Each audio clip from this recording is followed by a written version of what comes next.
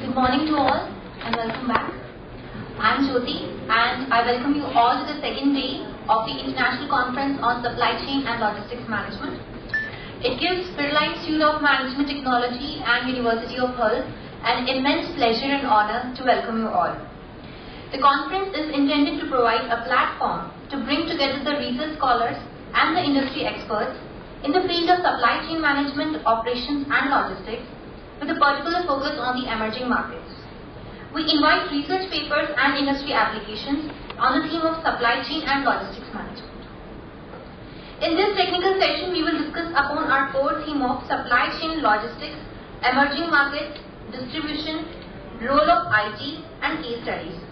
It gives me honor to welcome the session chair, Dr. Ashish Dwivedi. Please give a big round of applause.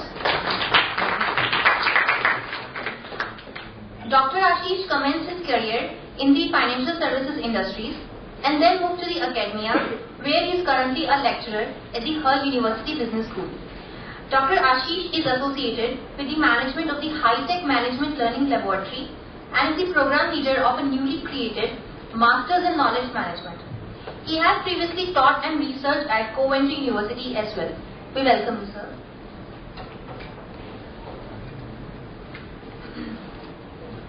It gives me honor to have here Professor P. Acharya, who would be the discussant for this session and will provide his valuable inputs. Dr. Acharya is an associate professor in the institute. Dr. Acharya has done his Mtech and PhD from IIT Kharagpur and he has 18 years of teaching experience. His areas of interest include software engineering and management, business system simulation and operations management. We welcome you, sir. Over to you. Thank you.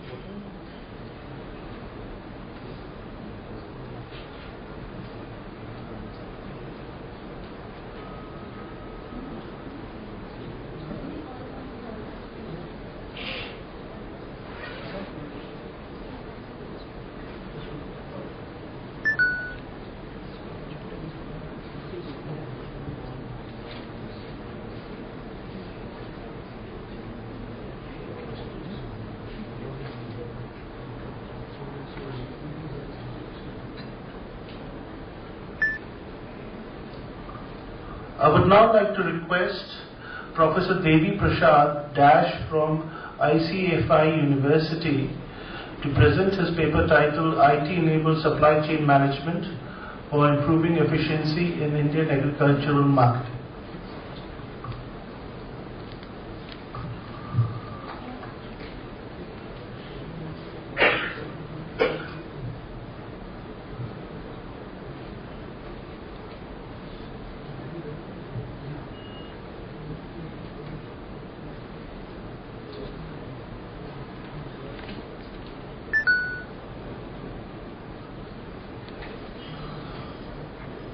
Good morning, honorable members of the chair and my colleagues. I'm Devi Prashad Das, faculty member at Icsclm University, Mizoram. And my co-author, Dr. Umakant Tripathi, he is not present here due to some other assignment. And my paper is this IT-enabled supply chain management from improving efficiency in India agricultural market. Here the paper, though it is IT-enabled, but in this particular presentation I'll focus on some of the issues related to the agricultural marketing which is there in India, and in which way we can provide some standard solution through which up to some extent we can eradicate the problems. Now if we go for this overview of this agricultural sector in India, in the geographical area if you find there are about India as a country in a whole is having 2.3% of the whole agricultural land with respect to the whole world, and supporting around 17.5% of the population. Now, the productivity what need to be there, the capacity or demand what is there in the market to fulfill that demand, the kind of process what we are having, it justified that we are not up to that particular level. Second is the major drivers who are there into this agricultural field, they are the rural farmers. And in India we have about 636 number of villages where these drivers are living, and those drivers are having very poor socio-economic, living in a poor socio-economic conditions. Now if we consider to the growth factors, so the figures are there as compared to 1970, 71, 2004 and 5, we can find the mining and manufacturing sector has given some positive growth, even in the service sector which is the major one which has given some good growth again, but the agriculture sector, if we consider it, agriculture, forest and fishing sector, it has gone into the negative part. Now, what is happening, some of the issues are there with the particular process. Some other factors if we focus, now if we talk about the contribution of agriculture sector into the overall GDP, in 2007 to 2012, if you look into that, though we are having some higher rate of contributions, but again those contributions are not sufficient. And some of the major issues what are there, like the land fragmentation is the first and foremost point. We have got smaller patches of land. Due to that particular patches, the type of crops or cultivation process what we are going through, it is one particular major hurdle for that. The second, other drawbacks are there, the limited water supply and irrigation process, degradation of natural resources, climate changes, lack of marketing conditions and marketing systems, which is lagging in India. And the technological solutions as per trailer, not as a whole, but to area specific or type of product specific or type of zone specific. Those are some of the lacunas which is there in the current system. Now, what are the developments are there? Recently in India, the agriculture field or agriculture sector, they have gone for some different developments are there. Like we have got improved quality of seeds, we are using some good quality of manures and some new machineries and tools are there into the process. And overall, we can say the irrigation process has also gone up. But these particular developments, apart from the basic needs, it works like a boomerang. Like the controversial statement what I have added here, should I build my garage first before buying a car, or should I buy my car first then build the garage? We have given some inputs through which we can increase the production rate. Now we are having lack of infrastructure, how to dispose those overproductions. So those are the basic point. Some of the factors which is mostly affecting those particular developments are like post-harvesting and disposal strategy is missing. In India what happens, the farmers they are producing it, up to some days or some weeks it is there into the same field, and post-storage is also not adequate enough, and disposing those into the market also is the condition of market is not good enough. Nowadays also, even if we look into the papers, this is what the harvest season is going on, and moreover in almost all states we can find that there are some mandis, which is the primary village market, which is closed. Now if the mandis will be closed in this particular time, then where and how the farmers will dispose it, to sell it, to get the pricing. Second is the third point which is there, the production of single crops. Like I was primarily moving around through some Kolkata to Bhubaneswar, which is my hometown. There, once I was coming back from Howrah to Bhubaneswar by road. So what I find is, the roadside, there is this time to harvest the potatoes. And the potatoes are there into the fields in huge amount. Trucks are there. The lorries which to be carried out is there.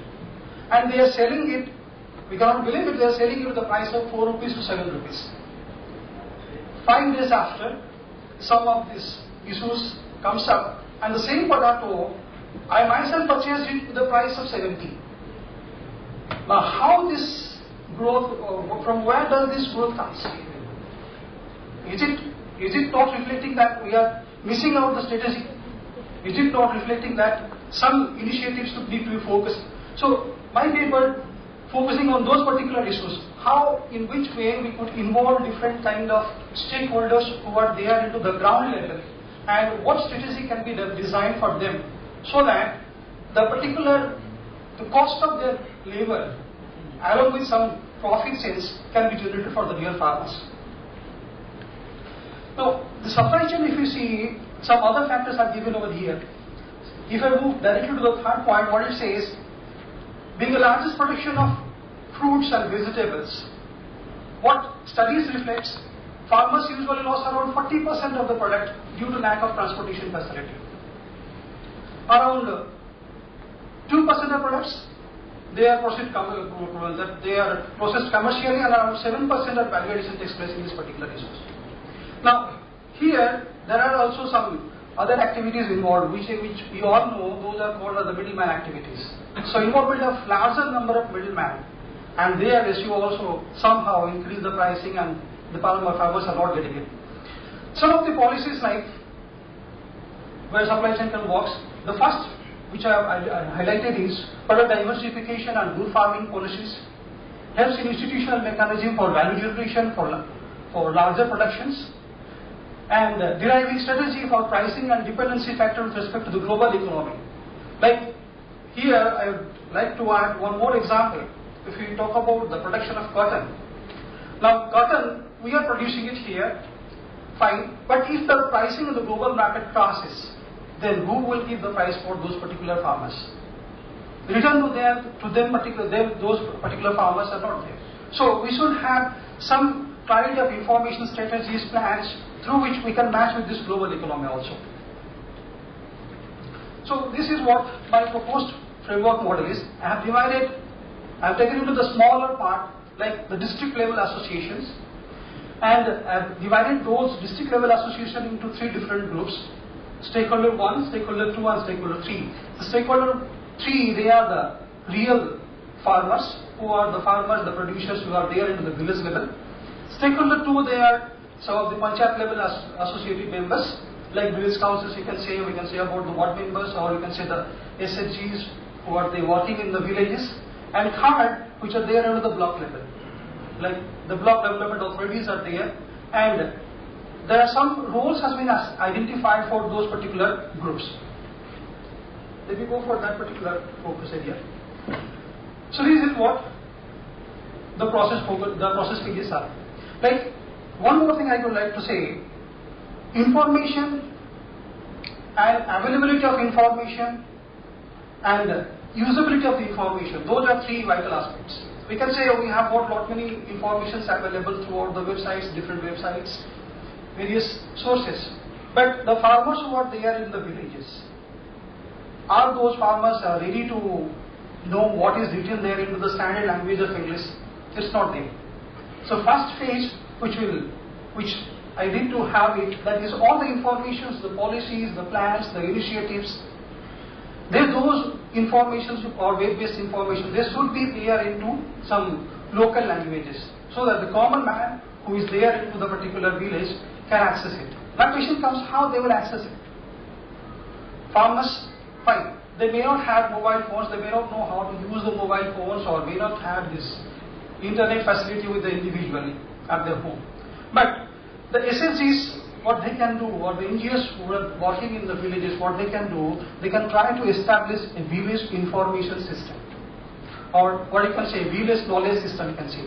In the village knowledge system, they can gather the information, They can share the information.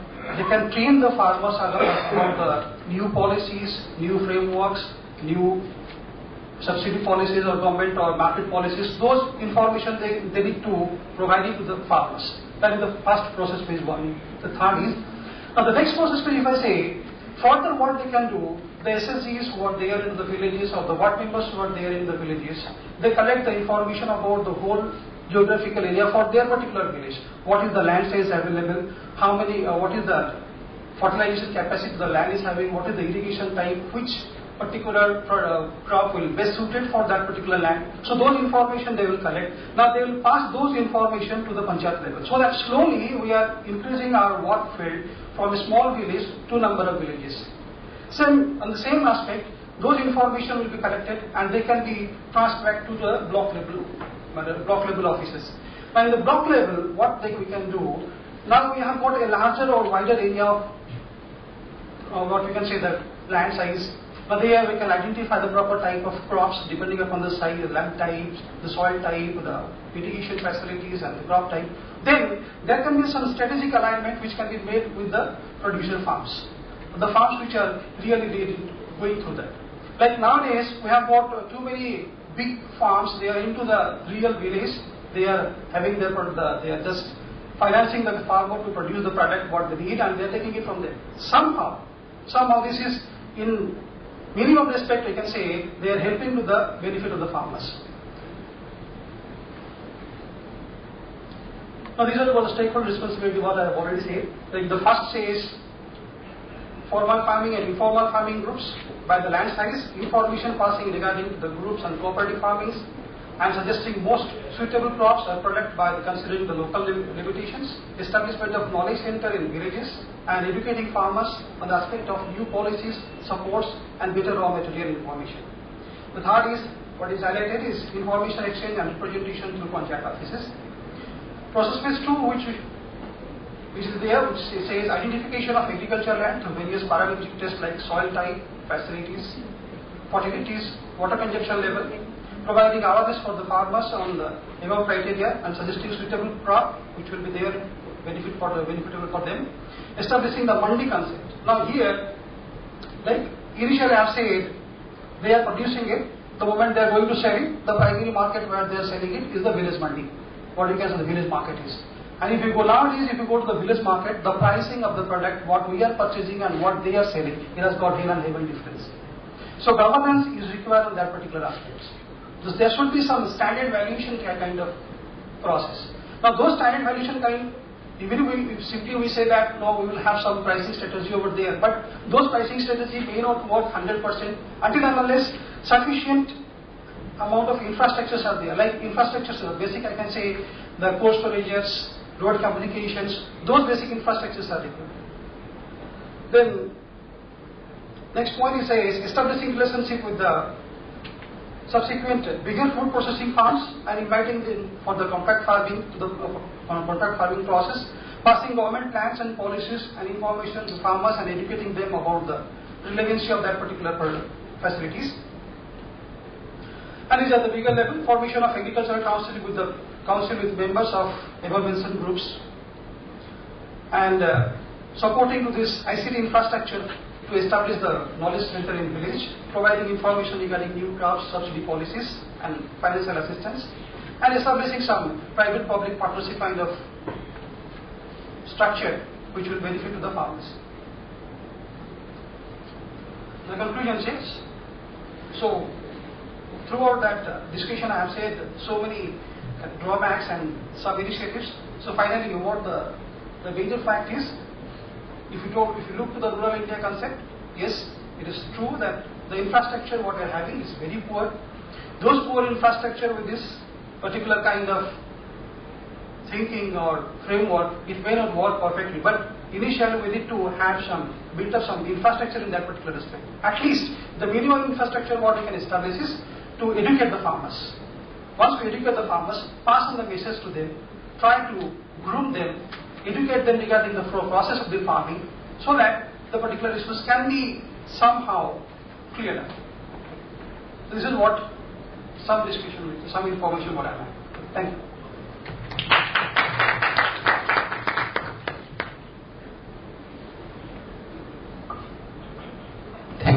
Professor Das. To sum up your this presentation, it was a the presentation gave a highly informative overview on the Indian agricultural sector with facts and figures, and the presentation also highlighted how advantages of agro production is often neutralized because of lack of infrastructure to support that. And then strategy to pass on the benefits of booming sales from both the profit margin as well as the volume of production. The strategy to pass on these benefits to the farmers were also highlighted. And a lot of discussions on the proposed framework, and the conceptual framework was also discussed. However, little more light on the basis for selecting or developing the conceptual framework would have been a little more appreciated, but nonetheless, it was a good presentation. Now over to you for questions. Yes, Yes, please. Morning, sir. My name is Satinder Singh, and I'm from Chandigarh. And I want to ask you that you see there should be like some knowledge center for farmers where they. You said that there should be some knowledge center for farmers where they get the like knowledge for better production. And as per my views, I think government has already launched a program where they have a call centers for farmers where you can contact 24/7 and you can have a knowledge with them. And second, you see that there are some middlemen with their involvement, our cost is increasing. But I think middlemen is also required because there are some farmers who are not able to like direct contacts to like some say like there's a farmer who like cannot contact to a company. So middleman is a way to make contact to them. So I think middleman is also required. Like, fine, what you have said that various knowledge centers are there, some of the government websites are there, some process is there, but continuity of the process is a question mark. You also agree to that particular. Now, my objective is to make it continue. What is the minimal involvement of the local SAGs or ward members? That is what my focus area is. We have got too many websites, too many information sources, we have got too many facilities. Like if I say there are about some 8 different states, they are having this Kisan calling center facilities. Is there? But continuity is a problem now. And having the relevant information at the right time, it is one particular issue which is there. So to have this on-time information, update information, and apart from that, making a calls or getting information from the sources. Then the vital factor is how those informations can be translated to a productive process. So there the knowledge center will work. They will not only to just accept receive the message and deliver it. They need to discuss it to the farmers for their benefit. But say they discuss it. It is there in some area, but maximum area, if I say, if those knowledge centers are there, why these farmers in West Bengal, they are selling into 4 rupees or 7 rupees? I understand. I fully agree. Perhaps we may take this discussion offline. We are really running a little bit late, but we hope that during the next lunch and tea and coffee break, you will take the possibility to discuss more of the points that you're talking about. Thank you, sir. Thank you very much. Now I would like to invite the second presenter, Ms. Ravi Ratna on perishable management with RFID.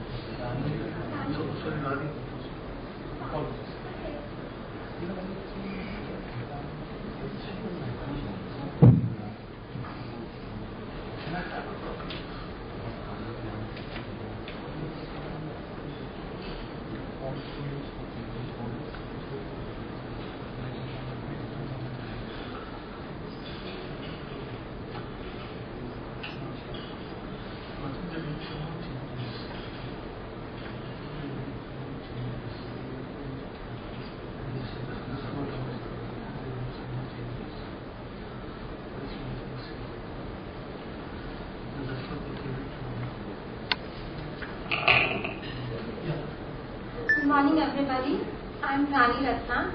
I'm working as Senior Research Analyst at Vero Incorporated. Vero is a procurement intelligence company, and we do market research towards procurement side for Fortune 500 companies. Here I am to present a very hot topic, how to manage the perishables, and that with the help of a latest technology, radio frequency identification. But before that, I would like to bring few facts.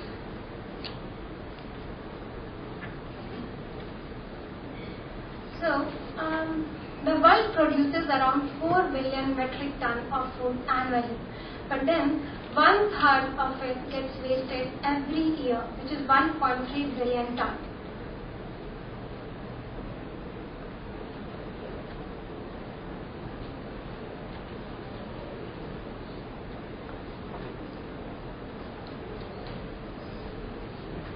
So even in this slide you can see the reason why. This was done by UNEP, United Nations Environment Programs.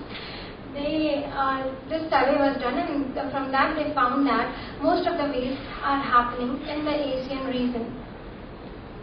And this waste is from the supply, from the harvest to the consumer, and even after the consumer side, accounting to both the things.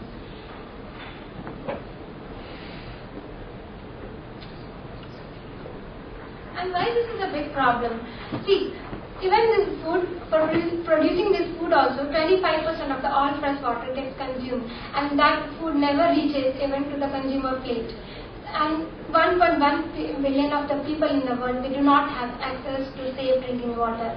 There are so many people who die of hunger. There are so many children who are malnourished. And even the food, the wastage of food is the big area for landfill wastage. And the methane gas produced by this decomposing of the food is 26 times even harmful than CO2 gas. So, can we feed these people who are dying of hunger? But thing is that why we should worry? Why a manufacturer or the corporate people should worry about this? This all is a government or the NGO people should worry about it. But then this is also a big concern for manufacturers. I hope you all remember the recent case that happened on 15th August 2013, when at Tesco it was found that the maggots were crawling in the chocolate packs at Tesco, and shoppers were running out of the company, out of the Tesco mall, and everywhere people were talking about this incident, that this happened inside the Tesco, and also it was in the Cadbury chocolate. So because of this, who is getting affected? Such a big brand, and because of some small error, whole world is talking about them. So I don't think so. The people who was there in the shopping mall that day would like to go to visit the mall again.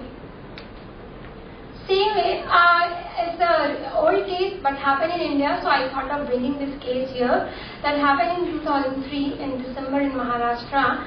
During Diwali time, people were finding, some people complained in Maharashtra that they were finding worms inside the Cadbury chocolate. So immediately the FDA Maharashtra, they put on hold the Pune plant of Cadbury. And then a lot of allegation and counter allegation between FDA and Cadbury kept on going. But that time the plant was closed, and also a lot of negative publicity the Cadbury got. And that time Cadbury was having 74% of market share in India, which fell down, and they lost by 30%. And even to regain into the market, they had to invest a lot, in millions, in CSR activities, in advertising and promotion to get back into the market. So who is the ultimate loser? The manufacturer. The manufacturer has to worry from where they are buying the product and to whom they are selling the product. And even a study says that around $33 billion is being wasted by the industries on waste food. And these are some of the reasons of the food losses. It is said that in US, the food mostly they waste, and developing countries they lose the food. And the reasons are these: the production losses, the storage losses, or poor transportation, pests, or some natural calamities. This is another study by Food and Agriculture Organization, which says that most of the wastage happens in the supply chain, from the farm to the fruit. So in the consumer side also, we also waste a lot of food. But some of the cases are when we buy the food, but the food is not up to the quality level. Then also we waste the food. It's not like unintentionally we didn't like the food and we waste it. So more of the waste is happening in the supply chain side.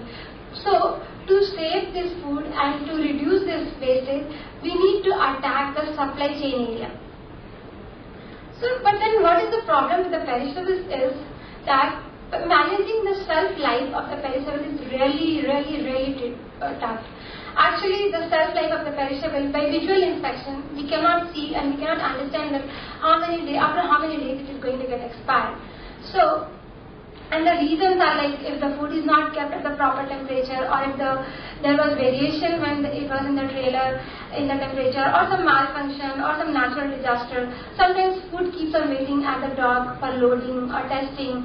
And also we follow conventional FIFO system, which you will come to see in the next few slides, which is not really a right system for the perishable goods.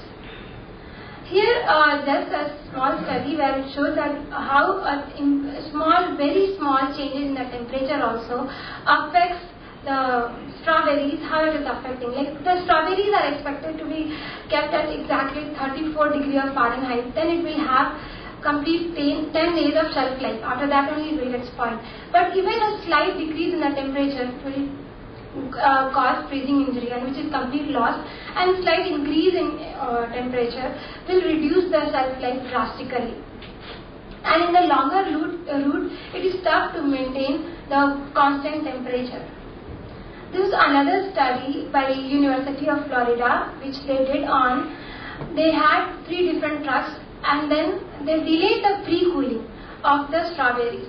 So here they found, like there was a truck in which immediately from after the harvesting, the berries were pre-cooled. Another truck was pre-cooled after a 4-hour delay, and the third one was not at all pre-cooled, and it was sent to the retailer. So see what happened when it reached to the retailer, there was no wastage, but on the next day itself you can see that the pre-cooling was not done.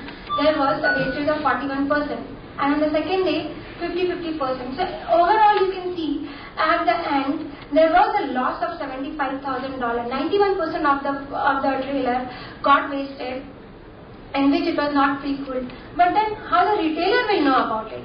Retailer doesn't have any idea whether the brand owner or the grower or the manufacturer pre-cooled it or not. They don't have any information about this. So these kind of problems are retailers and manufacturers are facing. Even sometimes manufacturers, they face a problem like the retailer, they will come up with the pictures and all of their product, and they will reject their product saying that the food got spoiled. While the manufacturer very well knows that before shipping the product, we had checked the quality, everything, and then the right product only was sent. But then something happened during the transportation, and then the shelf life got finished and the product got spoiled. So how we can manage it? So what is the solution? So here constantly we are seeing if we can manage the temperature and the time well in the transportation, we can manage the perishable to certain extent. And RFID, the current technology, can help in managing the shelf life by giving you a real-time temperature tracking at any point of time, and also the time taken in the logistics. So the RFID is a great technology, and it provides the traceability to the object whichever attached to it. It is the advanced version of barcode, and nowadays it is being used mostly in the developed countries for small things like opening the door or payment passes at the toll booth or the passports and ATM. Okay. So, and these are types of the RFID tags: passive, active, and semi-passive. So active tags, they can transmit the signal by themselves, and passive tags need to be sent the signal, then only they can transmit the data. And this picture represents how it works. The sensor at near the object will send the signal to the reader, and then the middleware and the end user remotely sitting can get the information about the condition of the product. And this picture clearly depicts how it can help in the supply chain also. From the harvesting to the market, everywhere we can track the product and we can understand, we can get the information. Here a case study also I came across where BASF monitors the plant's life cycle with the help of RFID. There are in the greenhouse, in the greenhouse there are around 35,000 plants, and you can see in the picture each and every plant is tagged with the RFID, and with the help of that and these plants are growing on the conveyor itself. The potter, you can see it is on the conveyor. So at the periodic intervals, these plants will go near the reader, and pictures of the plant will be taken from various angles so that they can see BASF is a chemical plant, so they can see the reaction of the plant, how it is behaving, the chemical which they have invented, whatever they have made, so how it is reacting to it. So this is how it is helping them to track the plant, the life cycle of the plant. Similarly, another case study was done by Intel Flex, which showed that how with the help of RFID they can reduce the shrinkage in the BlackBerry. So I'll just quick it fast. That there was so many growers, 150 growers was there, and they used to send their product to the brand owner, and from brand owner in Mexico it used to go to USA. So what used to happen, from the harvesting situation, from the farmer to the manufacturer, it will come in different kind of trolleys, different kind of temperature. So what happens then, the product which comes will have a different shelf life. But what is the normal tendency? We following the FIFO system, first in, first out. We will just process the product accordingly as it comes. But then that's not the right thing. You can see in this picture when the pallets arrive there, then you can see that how in the same pallet when it was received, with the help of RFID they were able to track that 30% of them had shelf life remaining just less than 14 days. But to ship the product in a healthy condition, and for the retailer also it should have in a healthy condition, the minimum 14 days were required. So based on this information, the manufacturer, the brand owner was able to decide on the inventory that what he should do, the berries which have less shelf life, which have less than 10 days, we need not to send it. No use of sending it to the retailer because anyhow it is going to get spoiled. So find a local market for it. And then which are in the risk zone, send it by some faster things. And then which have a good life can be sent by some normal ways also. So this is how help them in reducing the shrinkage in the BlackBerry. So conclusion was it's a great technology, and it can help in reducing the supply chain efficiency, but it all depends upon how we make use of this data, and deeper the integration level is, the forward side and even in the backward side, but then the better the result we can get. And instead of FIFO system, follow FIFO, which is first expired, first out system, and then this will help in reducing the waste, and also it will improve the food safety. Thank you.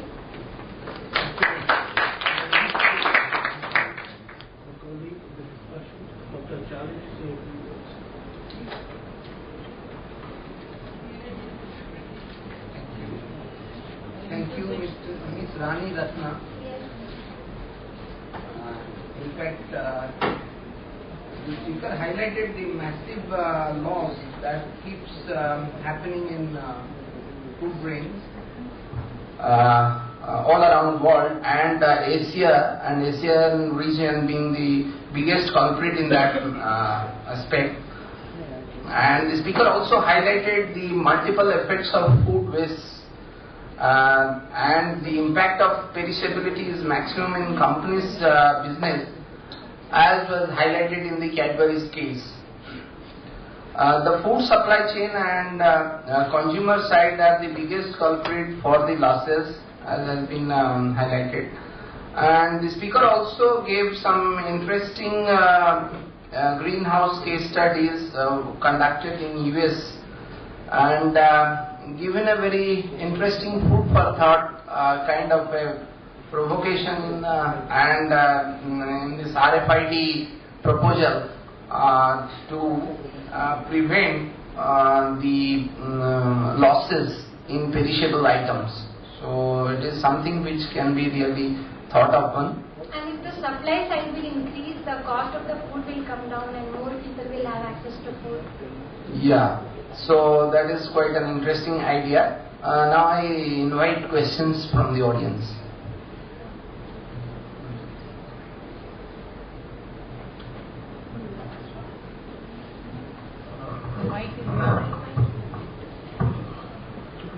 Yes, I think we have one question.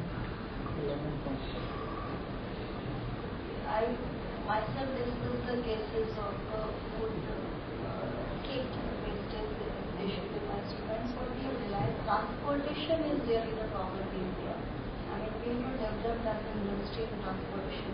That's why there is a lot of food wastage. Really, if you explore on that, how we could save the food while having a better management transportation.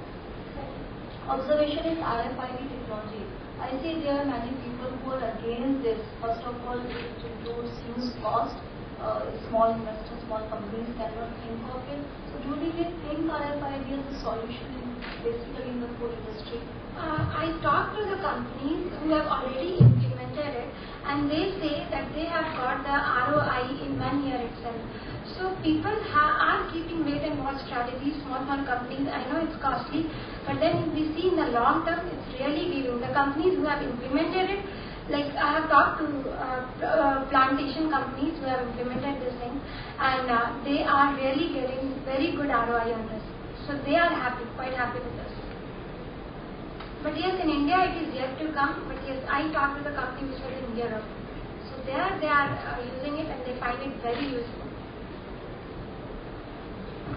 Thank you very much. I think we'll stop now and we'll take all questions during the lunch break. Now may I request the next speaker, who is, I think, Indian Dahi Supply Chain Management, a case of modern food safety management. And we've got Mr. Rajneesh Mahajan from Delhi Technological University, and his co-authors are Professor Icsclm and Professor P.B. Sharma.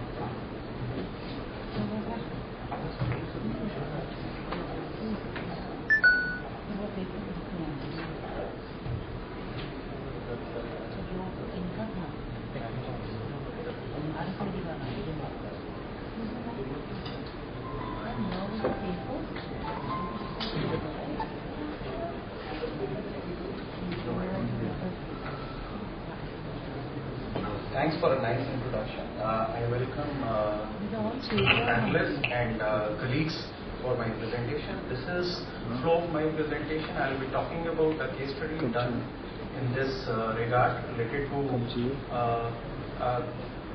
to supply chain of a curd or dahi or yogurt.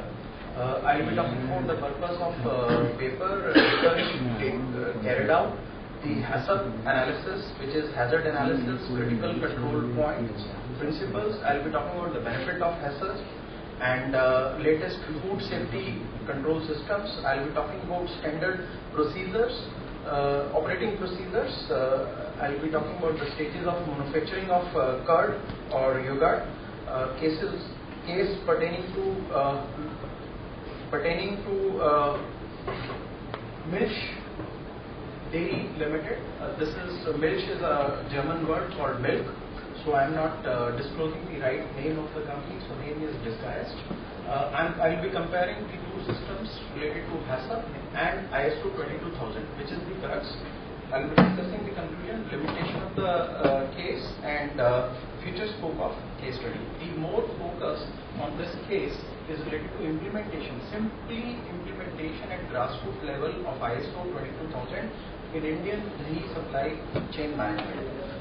This is the research plan we have checked out. We have visited the organization office and its plant to gather the information from experts, employees and managers. Through observation, through comparing the both systems, HACCP as well as ISO 22000, and while discussing this paper is prepared. These are 7 principles of HACCP. The core identification here in the HACCP is to find out the critical control points which are related to supply chain, right from the entry of the product, that is the import logistics, and going out of the product, and during So after finding out the critical control points, it has to decide upon what is required in order to control the hazards of the food. So it is the right of the customer to get a hazard-free food. So whole exercise is to offer a better quality and safer food to the consumers. These are the benefits related to HACCP, which are really important in order to conduct by an organization. It helps in minimizing the contamination. It helps in recalling the product, which is really difficult and it's bearing a lot of cost. Creating a market penetration, it helps in developing brand, it helps in international penetration of the markets also, and overall acceptance of the brand. These are the SOPs which are really required, standard operating procedures simply to conduct HACCP. First of all, you have to understand the factory and building structure and design, implementation of cleaning tools and contamination, sanitation management of employees, administration and chemical requirement where the waste of the plant is being actually deposited, and environmental safe practices have to get up. Try and reduce the wastage throughout the plant process. These are the stages of yogurt preparation, right from collection of the milk and then finally filtration of the milk, standardization based upon the fat contents, preheating which is required to kill the bacteria up to 60 degrees Celsius for a few minutes, then homogenization is required for equal distribution of the fat throughout the milk, and then pasteurization, which is the important technique for process of milk handling and yogurt creation, cooling it up to 20 to 25 degrees, then adding culture, which is the crystallization of the process. In India, it is called as adding jamun also or khatta also. So this culture addition is going to help out in developing, forming the yogurt. Packing is done before settling of the curd, and then incubation has been done for almost 12 hours, 10 to 12 hours at 20 to 25 degrees Celsius. Then cooling takes place of the finished product below 6 degree temperature, then whole supply chain taking direction for distribution. This is the case which I am referring to. This MDL has got a turnover of 2.5 billion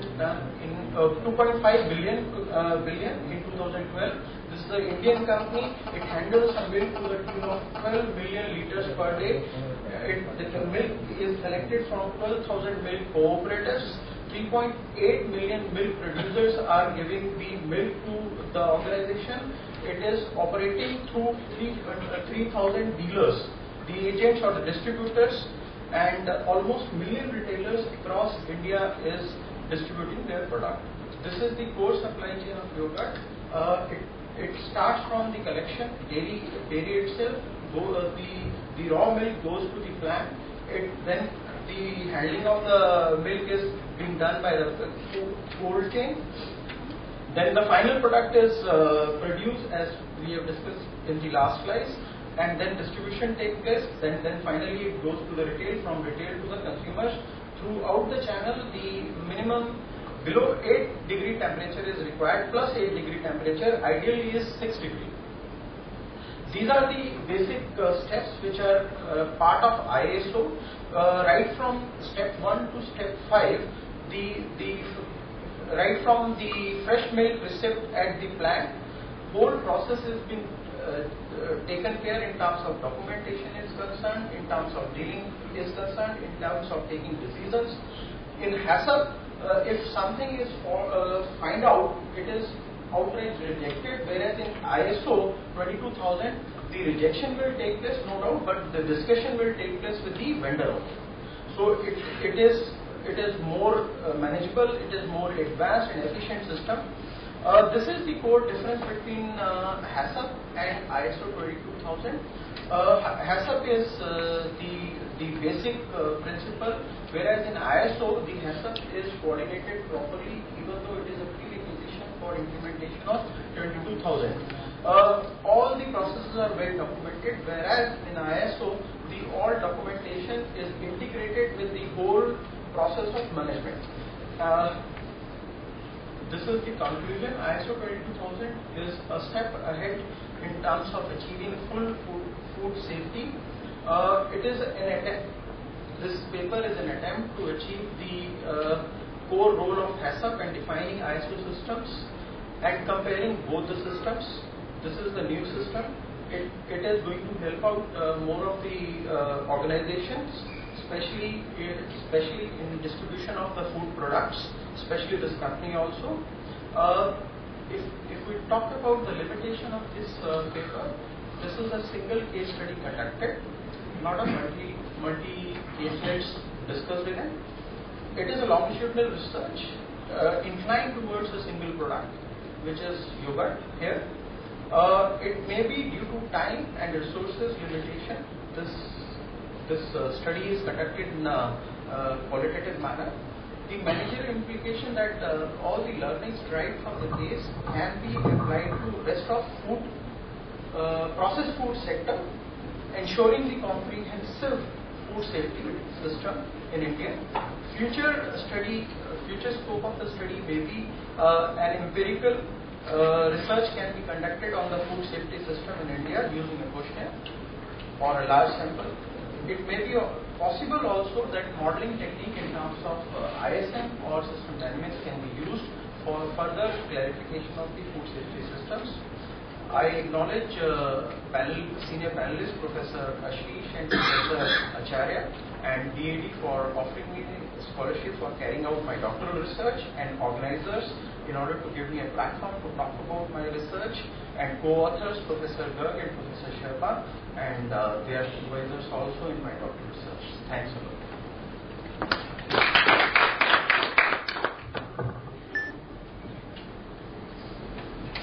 Thank you, Mr. Mahajan, for this excellent presentation. In fact, the importance of this work can be highlighted from the enormity of business that MDL is doing, and the scope naturally provides. The main aspects of this presentation is the hazard critical control points approach. And the strength of this presentation is the comparative assessment of HACCP, as you call it, HACCP, and the ISO 22000. And in fact, the framework has only been presented here, obviously because of the limitation of presentation of this nature. And with regard to what has been suggested by the presenter, you can really go ahead with this work and make a more empirical kind of a study, because there is a lot of data and information that can be really availed and which can help, particularly in this supply chain. This is an example of food supply chain, again perishable type, and here in fact the manufacturing as well as the retailer unit both have the same requirements to be fulfilled, unlike in other manufacturing of food items, particularly with regard to maintaining the temperature and all that. So more of a similar kind of ambience need to be maintained. So this is what makes this study a little more interesting. Now questions, limited number of questions for this before we go to the next presentation. Yeah. We have one question from I think we have one question from Seamus. We'll just get the mic across. Thank you. Could I just ask, did you look at auditing procedures if their HACCP is audited, and by who? And does that include the retailers? And do you have data, and going back to the discussion point, for the future, you have data about compliance levels? Yeah, in fact, what I have understood from the question that you are trying to ask, that is the HACCP or the ISO conducted within the organization or third party is being taken care. Organization do have, especially in India, organization do have their internal department and internal teams related to production level. They are responsible for conducting HACCP. They ensure the HACCP, whereas certification is procured by the third party, from the third party. So this way they conduct the HACCP, and this way they ensure the ISO 22000 certification. but responsibility goes within the organization at the top management, which really supports organization to conduct such audits also. So there are certain audits being done by third party also in the organization. So to speak clearly and so-called in a straightforward manner, here the HACCP and ISO is right. ISO is a new thing. HACCP is prevalent right from the top to the lower kind of firms also, means at SMEs also HACCP is prevalent in India, whereas ISO is being taken care by the top organization. I hope so I have answered your question. And now we would like to move on to the next paper.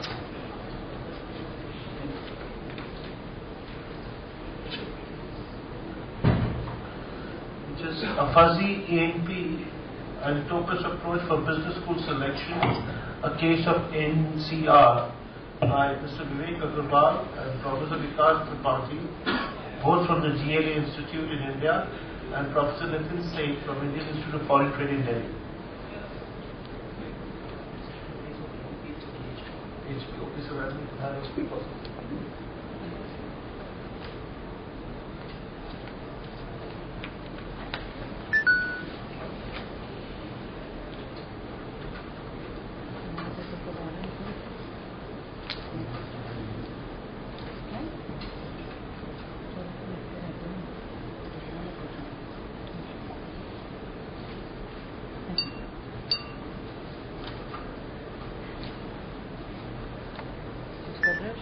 Good afternoon to all present over here. I am Vivek Agrawal from GLA University, Mathura, birthplace of Lord Krishna.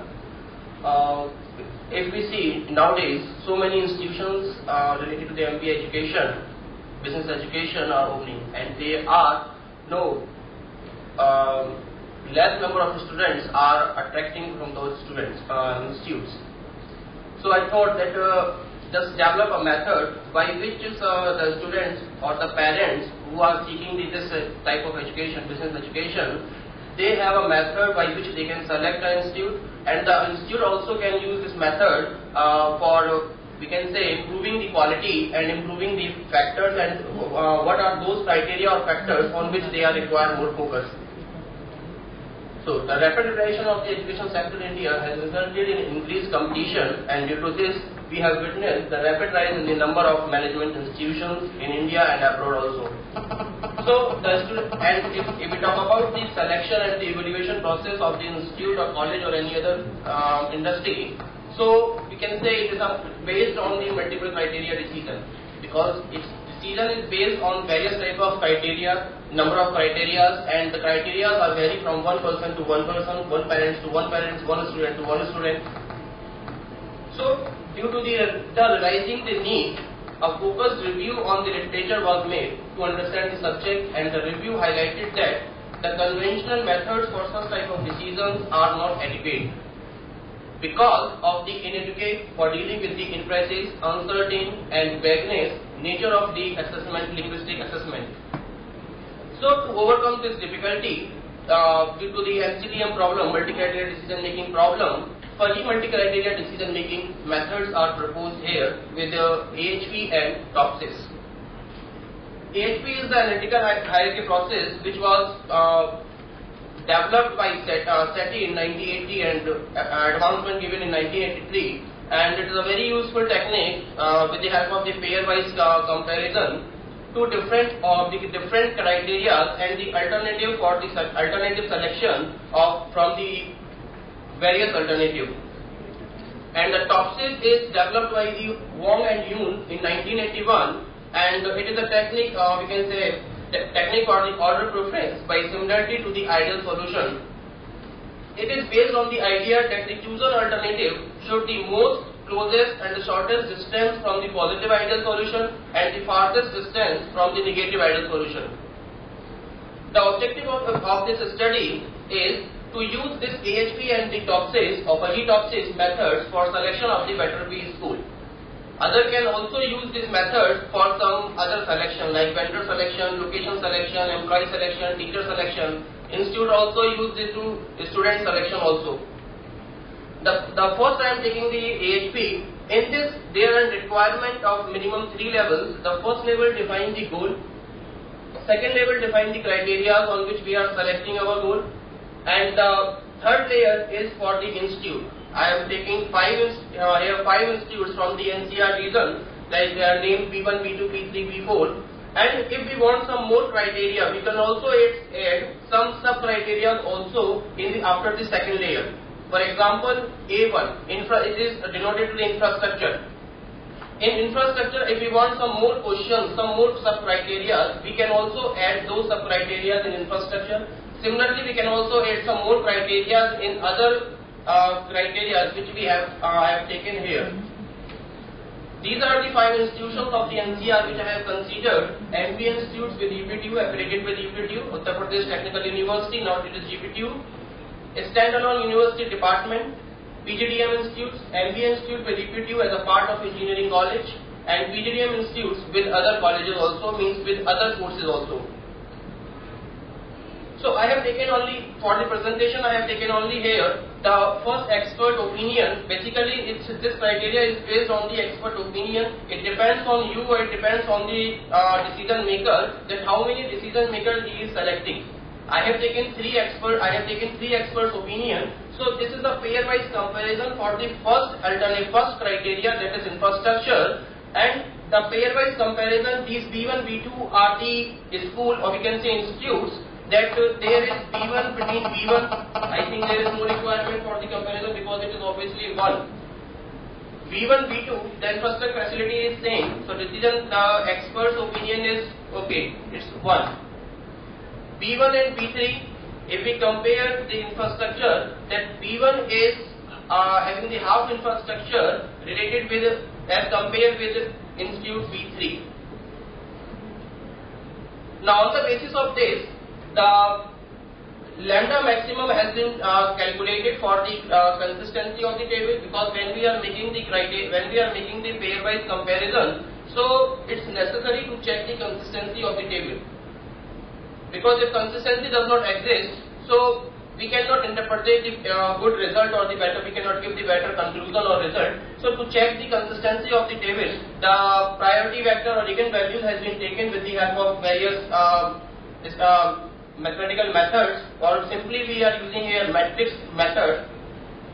The consistency, the CI is 0.00704 and the consistency ratio is 0.00629, which is less than 0.10, and if it is 0.10, so it has been suggested by the Rana in 2012 that if it is less than 0.10, we can say our table is consistent, or the pairwise comparison which we have made, that is consistent.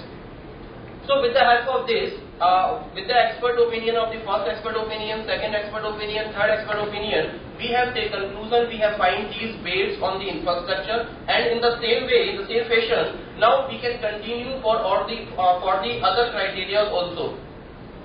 So these are the criteria, these are the overall weights for the B1 school institute, B1, B2, B3, B4 on various schools A1, A2, A3, A4, and these are the criteria on the various criteria, and last at the end, we can calculate the geometric mean of this, and on the basis of that, which institute has the higher average, we can conclude that that school is performing well, and we can select that institute. So in this, B3 is the best, followed by the B1 and B4, B2 and B5. In fuzzy theory, fuzzy exists in defining variables used for assisting in decision making. In this, we use the linguistic variable and membership function. We find that linguistic numbers or variables with the help of membership function. I have taken from Setti's scale. So again, decision maker give their opinion. They define the weights on their judgment, and I have taken the triangular fuzzy numbers for this.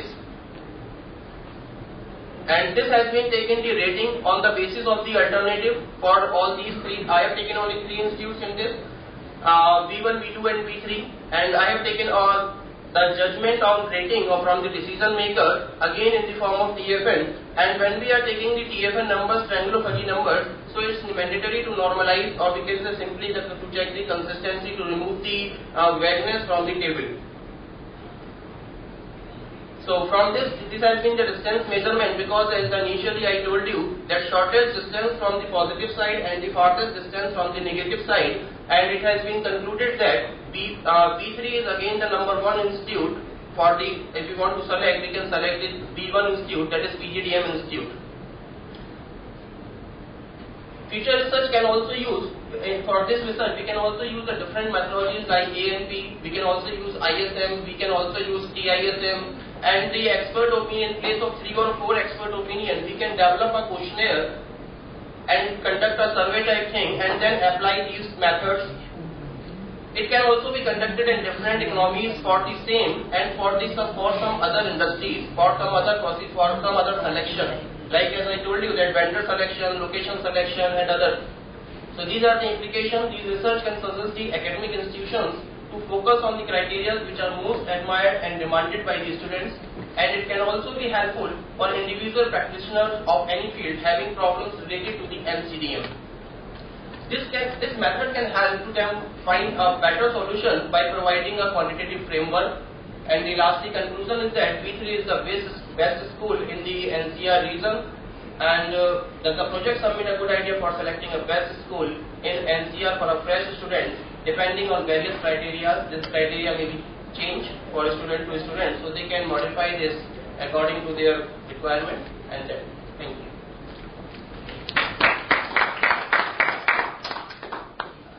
Thank you, Professor Agrawal. In fact, you have highlighted the 2 approaches of AHP and Fuzzy-Tupsis to rank the B schools, and also shown the top 3 selections in both the approaches. So this is an interesting quantitative approach, which has been followed in most of the different research, and here in B school ranking it's basically a multi-criteria decision making problems. So now any questions on this?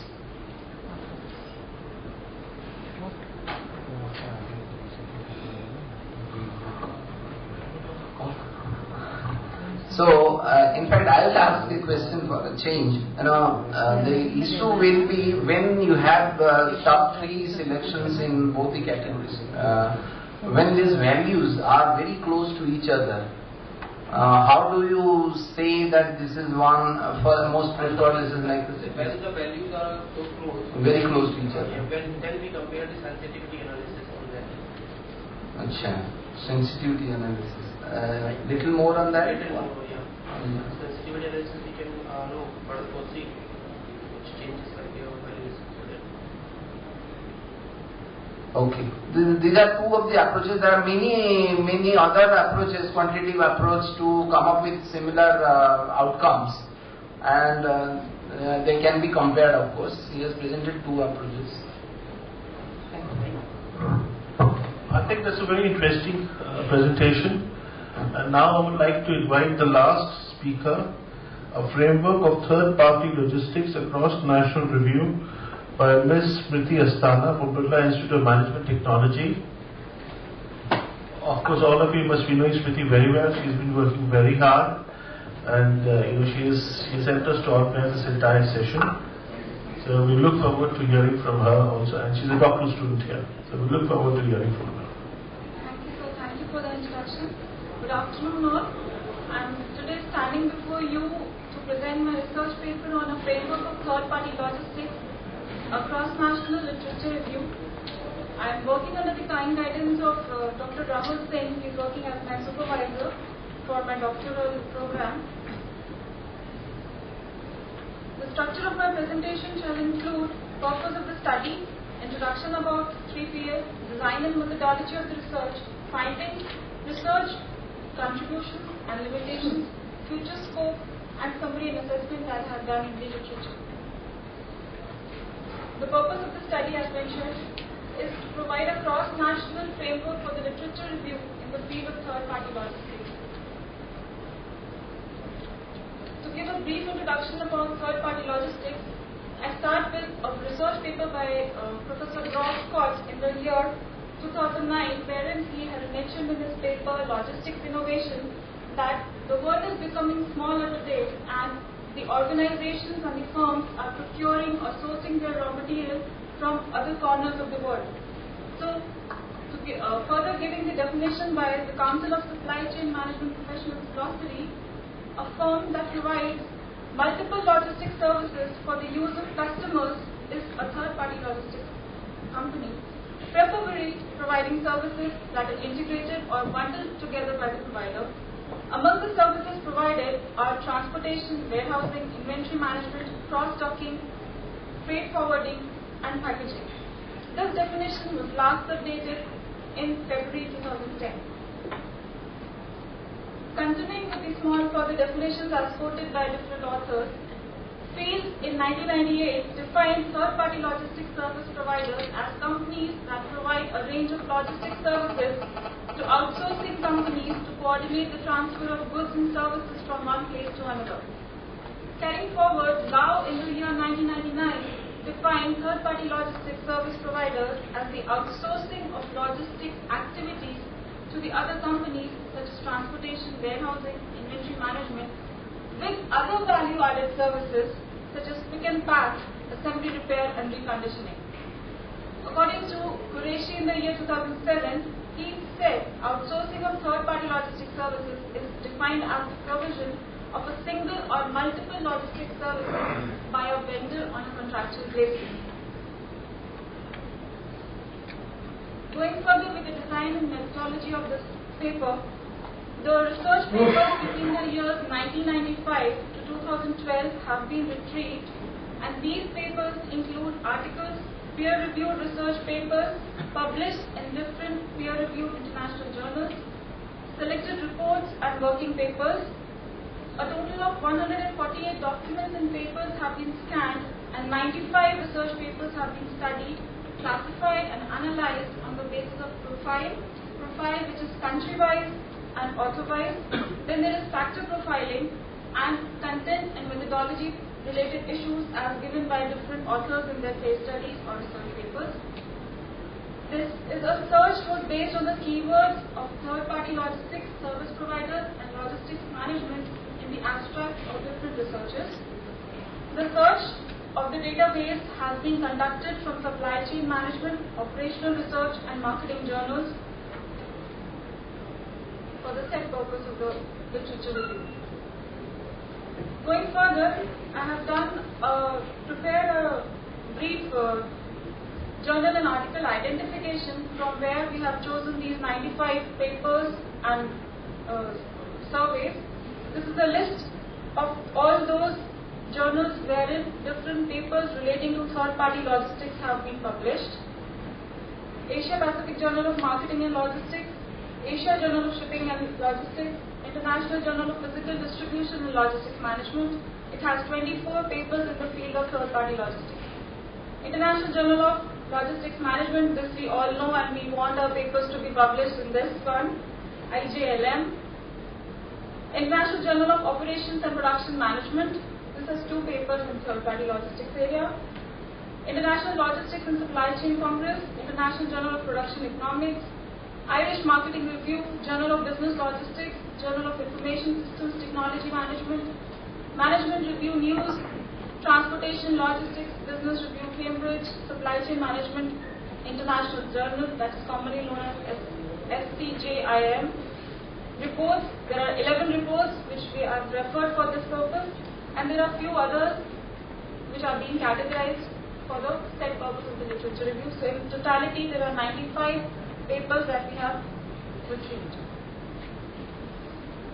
This classification of content review, we have referred Salvadores and Spring from the paper 2007.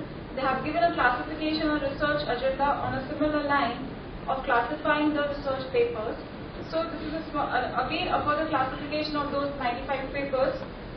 There are scientific research papers 57, case studies 5, conceptual papers 5, literature review papers 5, technical papers 2, and out of domain of 3PL or similar 10.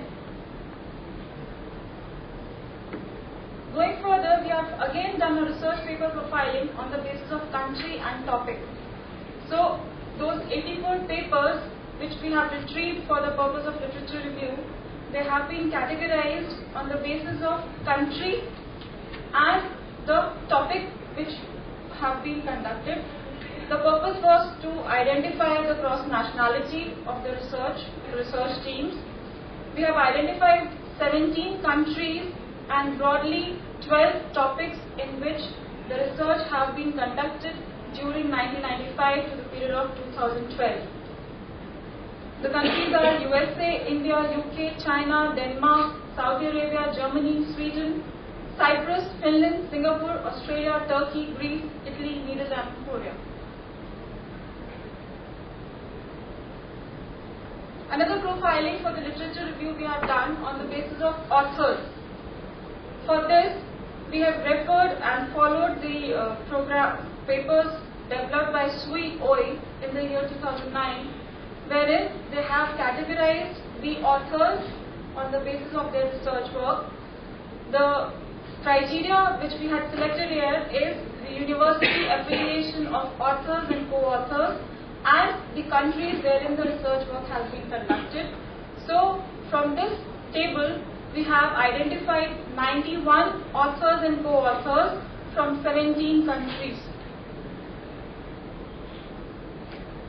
So, these people have been conducting research in the area of third-party logistics service providers and topics related to third-party logistics. There is another parameter that we have chosen, that is factors and variables. For this also we have done a profiling, wherein the purpose is to segregate the 84 research papers and 11 reports which have been categorized into 12 different broadly classified topics within the domain.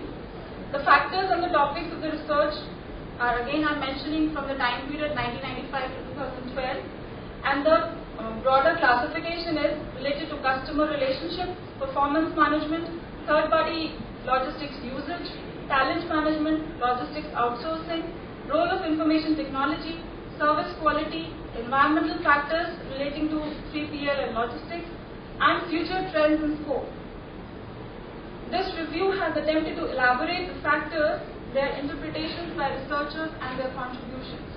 So we have mentioned in our research whatever contributions these researchers have done in these particular areas.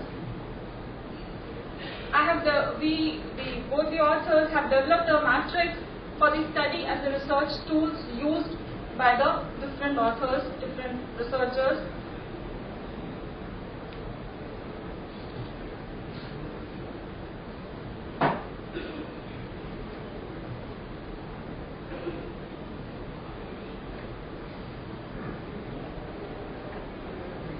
This is the matrix. Sorry for the interruption.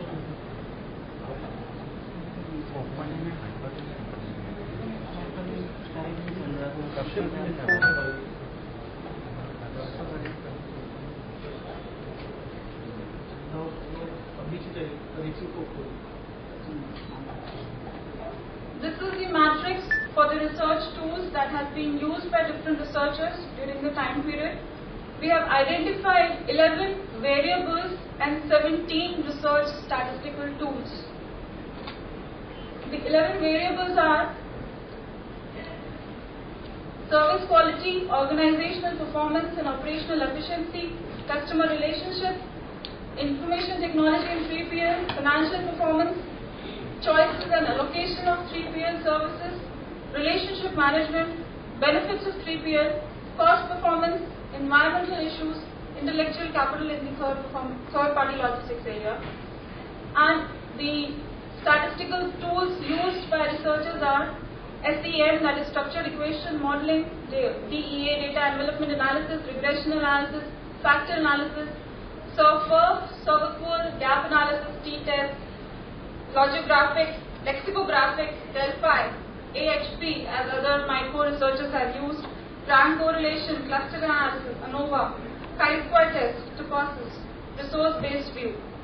So this gives us a comprehensive information about the researchers, who have used these tools in their topics, in their variables that they have been working on.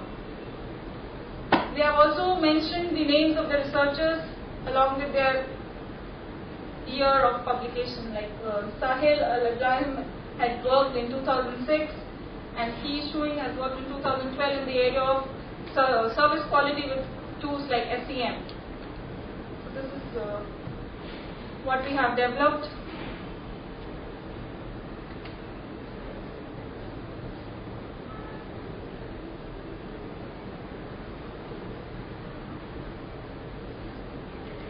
Coming over to the findings of this literature review, comprehensive literature review, the study is wide-ranging literature that highlights work of researchers in the 3-period domain. It attends to different variables used for the purpose of the research, conducted in defined time period, and reveals empirical nature of the third-party logistics researchers. Researchers across the globe have used statistical tools like structured equational modeling, factor analysis, server pull, and data envelopment analysis for the purpose of data analysis of their research work. The research contributions and limitations. As for contributions, the paper fulfills the needs for the reorganized and additional theoretical classification of third-party logistics studies. It identifies some lesser explored areas and provides a framework for performance management variables and tools to the research academicians and practitioners. The limitations that my research has, we have taken efforts to take and conduct a thorough research. Nonetheless, there is a possibility that remains that some of the papers might have been omitted or left out. And I hope that possible omissions would not significantly alter the reviews and the assessments that we have made. Researchers have studied the domain on factors particularly and also made an attempt to identify the gaps in the applications of the logistics management in the third-party logistics providers and industry on the whole. An attempt to provide a complete cross-national framework which also deliberates from developed markets and emerging markets perspective was not covered in the earlier researches which we have attempted to do so. As for the future scope, we have suggested that the scope lies in the 4PL and 5PL, that is 4-party logistics and the 5th-party logistics processes, supply chain partnership and their long-term customer relationship. So that should be focused now on because a lot of research has already been conducted in 3PL. Thank you.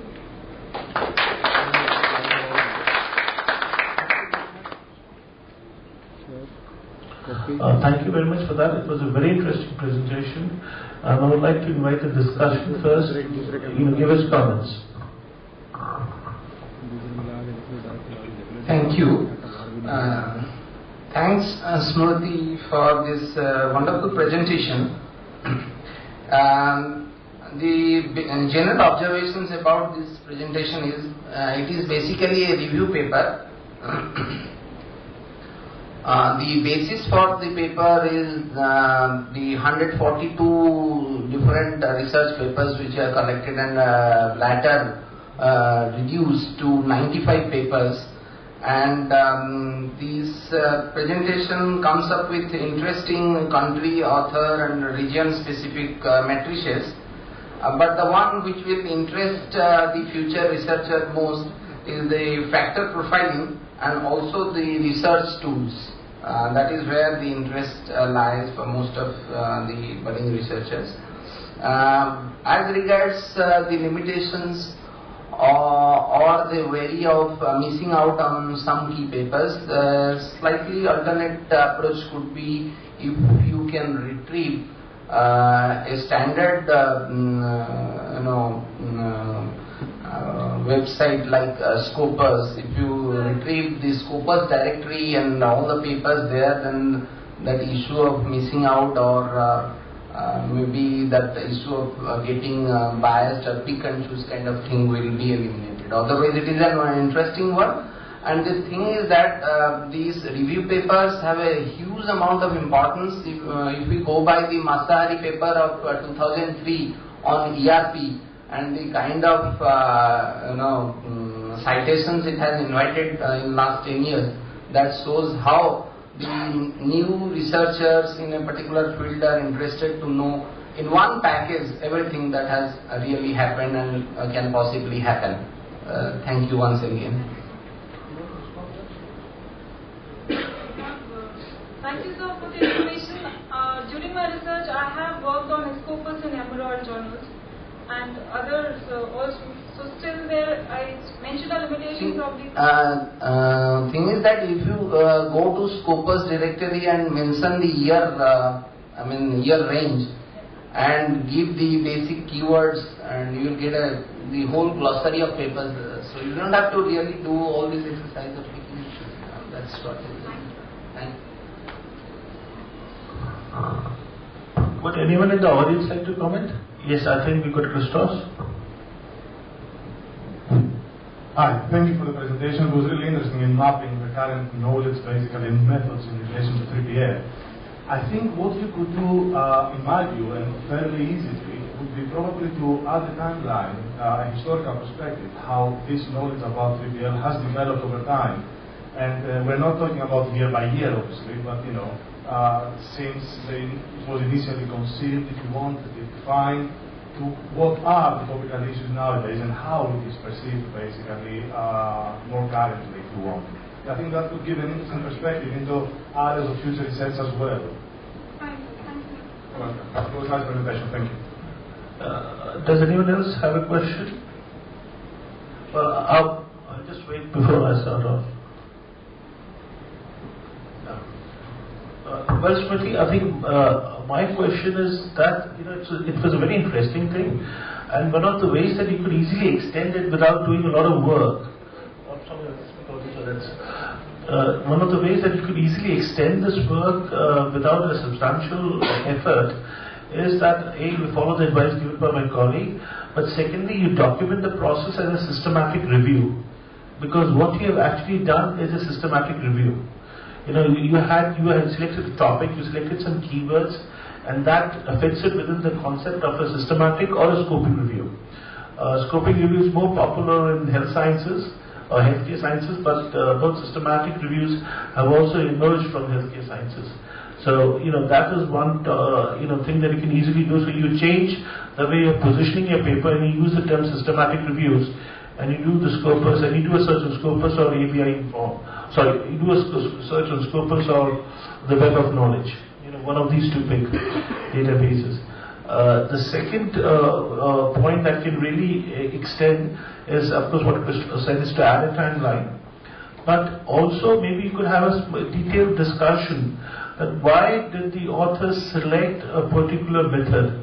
So in the metrics, you've got a very nice Excel matrix in which you're listing the authors and the methods that they're using. If you just go back and refer to those papers, because there are not too many, I guess.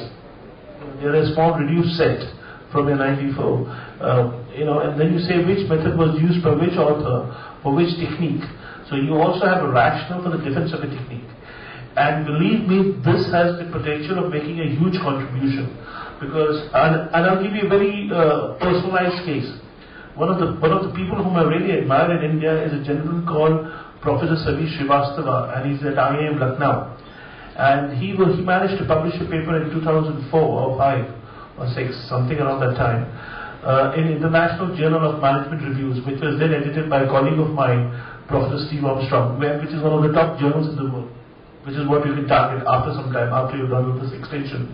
And that has established Sameer on an international setting, and he's more famous than some of the top names in India. So, when we go out and we talk to some of the top names in India, we meet the deans, we meet the professors, but then we say the person who has really done substantial research is this person. So, positions are different, but academic reputation is a totally different thing.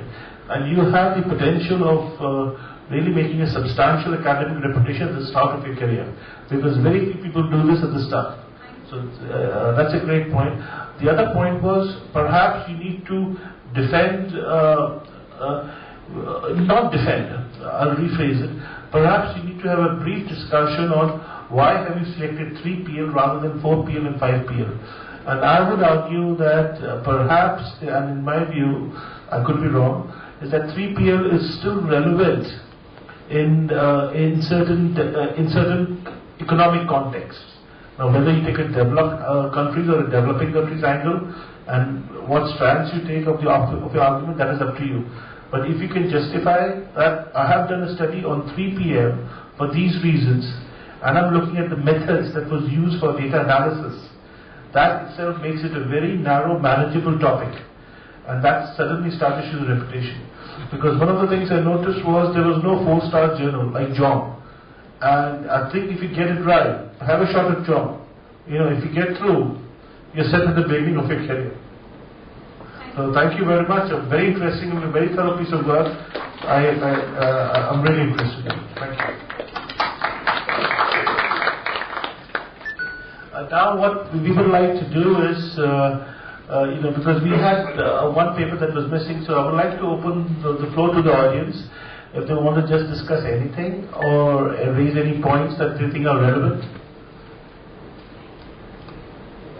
If not, let us do some networking over lunch. Okay? So look forward to networking with you over lunch. Thank you. Thank you all. It was a real learning session. So 3PL, the dairy products, the fresh food supply chain, the IT-enabled supply chain. So we saw that supply chain cannot tolerate even 24 hours of disruption. So if you lose on your point because of your wild behavior, then you're going to lose a lot. So thank you, sir. Thank you all. We are thankful to Dr. Ashish Trivedi and Dr. P. Acharya for guiding us. I request them to kindly honor the speakers. I request sir to kindly honor Dr. Devi Prasad. I'm sorry, Professor Devi Prasad. Yes, sir.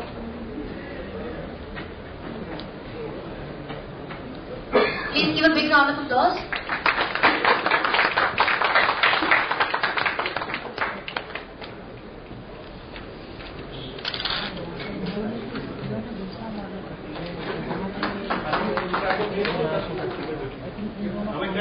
Just learn my lesson. Always learn my lessons quickly. Thanks, sir. I request sir to kindly honor Ms. Rani Ratna.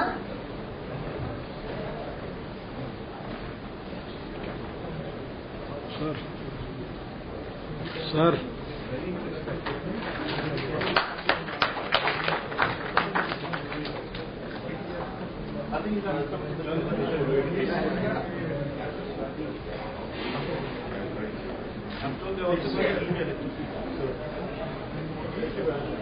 Thank you, ma'am. Mr. Rajneesh Mahajan. Oh, I'm sorry.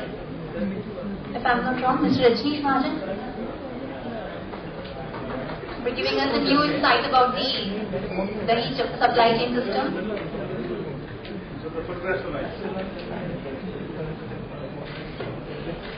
Thank you, sir. Thank you, sir. Kindly stand for a group photo, please.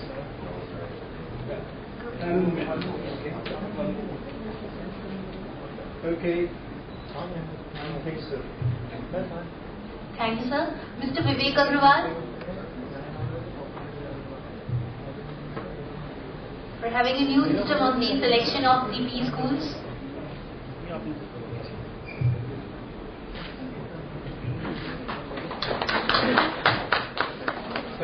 Remove forward, please. Okay. Thank you, sir. And last but not the least, Ms. Smriti Asthana.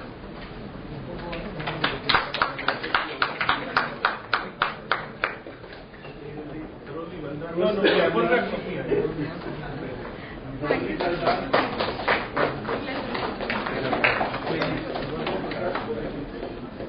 Okay. Thank you, sir. Thank you. Thank you. I request Dr. L. Ramni to kindly honor the session chair and the discussant. Session chair, Mr. Ashish Trivedi. Thank you, sir. And of course, the discussant, Professor P. Acharya.